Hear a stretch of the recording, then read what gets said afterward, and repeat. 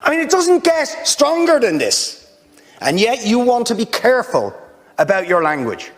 You're happy to correctly use the most strong and robust language to describe the crimes against humanity of Vladimir Putin, but you will not use the same strength of language when it comes to describing Israel's treatment of the Palestinians, when it is now being documented and detailed by two of the most respected human rights organisations in the world, and indeed has been alleged by dozens and dozens of non-governmental organisations, and to be honest, anybody who looks honestly at the decades of brutal, inhumane persecution of the Palestinians, successive assaults on Gaza, the annexation of their land and territory, the systematic application of apartheid rules, you don't want to even use the word apartheid.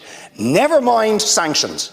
5 days sanctions against Putin and his thugs, 70 years of oppression by the Palestinians, and it wouldn't be, what was the word you used? It wouldn't be helpful to impose sanctions.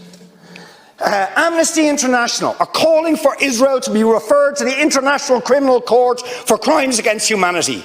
Will you support it? They are calling for targeted sanctions against Israeli officials who are perpetuating the system of apartheid.